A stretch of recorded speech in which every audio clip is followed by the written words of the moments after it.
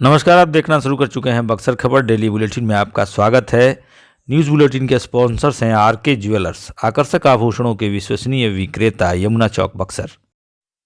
नजर डालते हैं बुलेटिन की प्रमुख सुर्खियों पर। चुनाव ने बढ़ाई शहर में सरगर्मी, समर्थक निकाल रहे जुलूस। ठग ने लगाया भोले भाले लोगों को 2.5 लाख रुपए का चूना। बोलेरो बाइक की टक्कर में युवक की मौत, दूसरा सवार भी घायल। महिला बंदी की उपचार के दौरान मौत, परिजनों ने लगाया प्रशासन पर आरोप। युवाओं ने चलाया गंगा घाट पर स्वच्छता अभियान, सबसे जुड़ने की अपील। 2 डिसमिल जमीन के चक्कर में गई सत्येंद्र की जान, 10 के खिलाफ एफआईआर। दहेज के लिए विवाहिता को घर से निकाला, नवानगर में केस दर्ज। प्रखंड स्तर पर आयोजित होगी खेलकूद प्रतियोगिता। खबरें विस्तार से के प्रायोजक हैं Allen Solly, PP road, church market, Buxar. मिल रहा है हर खरीद पर प्यारा उपहार। कामधेनु नेक्स, नए जमाने की मजबूत सरिया। जिंदल पैंथर सीमेंट एवं सरिया के मुख्य विक्रेता गंगा सागर बिल्डिंग मटेरियल, गोलंबर, बक्सर एवं सिमरी। संपर्क करें नीचे दिए गए इन नंबरों पर। अब खबरों की चर्चा विस्तार से। नगर परिषद चुनाव 18 दिसंबर को होने हैं, अब 3 दिन शेष रह गए हैं। अगर हम कहें तो प्रचार के लिए 2 दिन ही शेष हैं। आज की तिथि को अगर आप उसमें जोड़ करके देखें, बीते दिन शहर में उम्मीदवारों के समर्थन में उनके समर्थकों और चुनाव अभियान को अपना सपोर्ट दे रहे लोगों ने जुलूस निकाला। यह जो जुलूस आप देख रहे हैं, इसके बारे में भी आपको हम बता दें, यह नगर परिषद की निवर्तमान मुख्य पार्षद माया देवी के समर्थन में कृष्णानंद सिंह उर्फ छोटे सिंह द्वारा निकाला गया जुलूस है। आप उनको यहाँ भारी भरकम पगड़ी में देख रहे हैं। इन्होंने अपनी पूरी ताकत नगर परिषद चुनाव के लिए झोंक चुके हैं। माया देवी को उनका समर्थन प्राप्त है, यह सभी को पता है। इसी वजह से माया देवी अति पिछड़ा होने के बावजूद भी सबसे गंभीर और भारी उम्मीदवार है।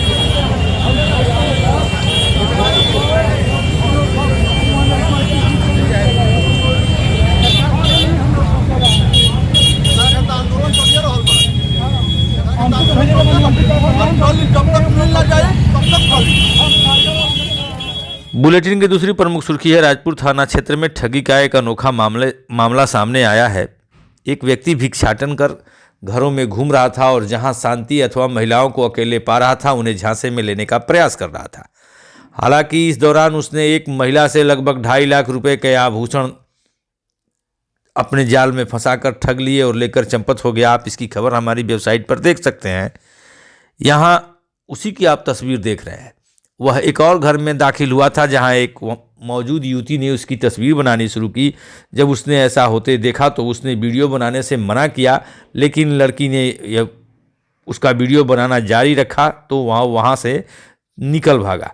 अब संयोग रहा कि उसका यह वीडियो मीडिया के हाथ लग गया। आप उसकी तस्वीर यहाँ देख रहे हैं। जरूरी नहीं है कि यही व्यक्ति सबको ठगे। इस तरह की घटनाएं कोई भी अंजाम दे सकता है और पूरे जिले के लोगों को सावधान रहने की जरूरत है। बुलेटिन की तीसरी सुर्खी है, मुफस्सिल थाना क्षेत्र के कीर्तपुरा गांव के समीप, जो बक्सर कोचस मुख्य मार्ग पर स्थित है, बीते दिन रात के वक्त वहां दर्दनाक दुर्घटना हुई। बाइक से जा रहे 2 युवक बोलेरो से टकरा गए और इसमें से एक की मौत हो गई। आप इस बाइक का हुलिया देख लीजिए, जो इसकी दशा है। आगे का साकर, टायर, रिंग सभी टूट चुके हैं। अर्थात युवाओं के हाथ में रेसर बाइक और उनकी गति सीधे मौत को आमंत्रण देने वाली होती है। जो नज़ारा आपके सामने है, मृत युवक का नाम आशीष कुमार बताया गया, जो आदर्श नगर बक्सर का रहने वाला है। उसी का दूसरा साथी मंजीत पटेल भी गंभीर रूप से घायल है, उसे वाराणसी रेफर किया गया है। हालांकि अभी इस मामले में एफआईआर दर्ज नहीं हुआ है, क्योंकि जिस गाड़ी से टक्कर हुई उसकी पहचान नहीं हो सकी है। बुलेटिन की चौथी सुर्खी है, महिला जेल में बंद सजायाफ्ता बंदी विद्यावती देवी, जो सीवान जिले के तरवारा गांव की रहने वाली थी, उनकी मौत बीते दिन बुधवार को उपचार के दौरान हो गई। सदर अस्पताल में उनका पोस्टमार्टम हुआ। उसके बाद परिजनों को जब शव ले जाने की बात आई तो प्रशासन ने उन्हें कोई मदद नहीं मुहैया कराई। इसको लेकर के उनके परिजनों में काफ़ी आक्रोश था। उन लोगों ने बताया वे पिछले कई दिनों से बीमार थीं, लेकिन जेल प्रशासन ने हमें इसकी सूचना तक नहीं दी। हालांकि एक गार्ड ने हमें खबर दी, तब हम यहाँ पहुँचे। आप उनकी बेटी की बातें सुनेंगे तो आपके रोंगटे खड़े हो जाएंगे। जेल का स्टाफ ये बोल रहा है कि हमारा कानून नहीं है घर पर ले जाके छोड़ने के लिए। हाँ, लाश चिरवा दिए, फरवा दिए, उसके बाद बोले कि नहीं हमारा घर पर नहीं। मैं हॉस्पिटल में बोली कि मेरा लाश मेरा रोगी के ले जाके उनको छोड़ना है। घर पर बोल रहे हैं कि यहाँ के साधन नहीं है। साधन ये लोग नहीं दे रहे हैं? नहीं दे रहे हैं साधन। हम लोग ये साधन नहीं दे रहे हैं, बोल रहे हैं कि साधन नहीं है। आप लोग कहाँ से आए हैं? हम लोग दिल्ली से सुने हैं 3 दिन पहले। दिल्ली से हम लोग आए 100-200 रुपया कर्जा लेके मांग के माँ के लिए। इस टाइम बोल रहे थे हॉस्पिटल में कि चलिए हम पैसा देंगे, जो खर्चा लगेगा वो हम देंगे।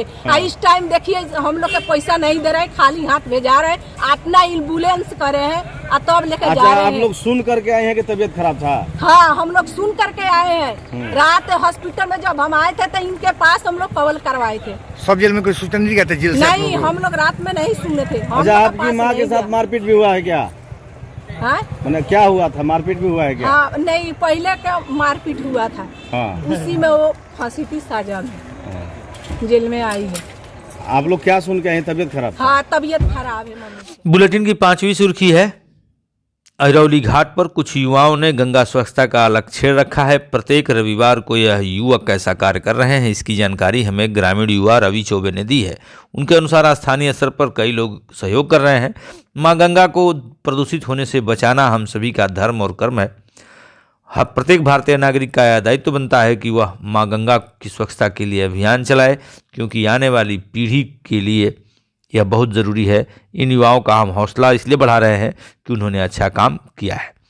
बुलेटिन की 6ठी सुर्खी है, 2 डिसमिल जमीन के चक्कर में सत्येंद्र की जान चली गई। आपको याद होगा एक दिन पहले कुरान सराय थाना क्षेत्र के बसकतिया गांव के रहने वाले सत्येंद्र यादव को ईंट भट्ठे पर गोली मार करके मौत की नींद सुला दिया गया था। इस मामले में उनके भतीजे रमेश ने 10 लोगों के खिलाफ FIR दर्ज कराई है और इसमें जिनका नाम आ रहा है उसमें उनके पड़ोसी और पट्टीदार ही सामने आ रहे हैं। 2 डिसमिल जमीन उन्होंने गांव एक महिला के परिजनों से लिखवा रखी थी और उसके पड़ोसी इसका विरोध कर रहे थे। मामला धीरे धीरे तूल पकड़ता गया और अंततः वह इस अंजाम तक पहुंचा। हालांकि इस मामले में भी गिरफ्तारी नहीं हुई है। पूछने पर कुरान सराय के थानाध्यक्ष ने बताया इस मामले में कुल 10 लोगों को नामजद किया गया है।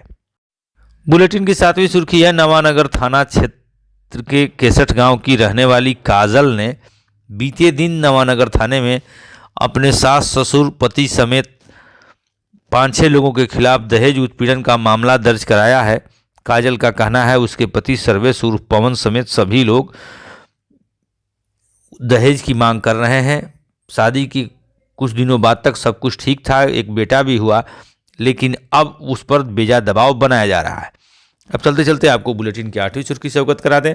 DDC महेंद्र पाल ने बीते दिन जिले के चिकित्सकों और शारीरिक शिक्षा से जुड़े लोगों के साथ बैठक की।